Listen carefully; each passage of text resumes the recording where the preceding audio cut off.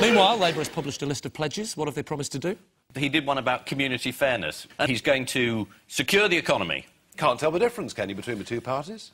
OK, what are UKIP's 5 pledges? Ah, straight talking. Straight talking. That's what you get. That's 2, yeah.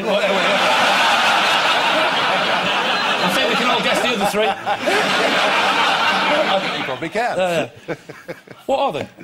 Let's cut. Let's cut. Let's get rid of all the quangos and all the bureaucrats, all those useless people that What country are the quangos from? I'm not sure. Were they a pop group at some point? I thought you were going to say they're Belgian at that point. No, I'm not very popular over in Belgium. Why is that? I seem to have upset the former Prime Minister.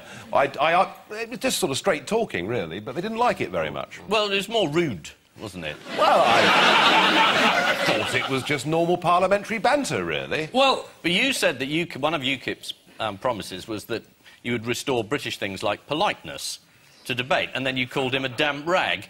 Yeah. And said Belgium was a non-country. Well, that's true. No, that is true. It is a non-country. What, compared to Britain at the moment? Should we have a little clip of you addressing the Belgian in question? Well, if we don't, we've wasted the last 10 minutes, haven't we? You know, really, you have the charisma of a damp rag and the appearance of a low-grade bank clerk. And the question that I want to ask, that we're all going to ask, is, who are you? I've never heard of you.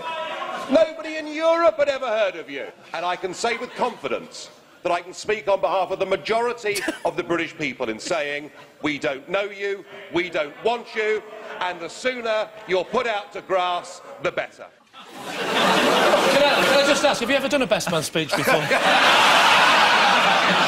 I thought it was quite moderate and reasonable.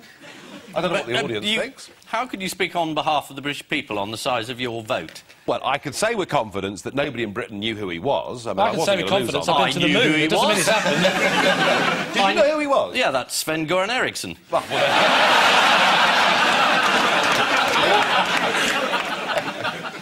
No, you mustn't assume that the general population is as ignorant as you are.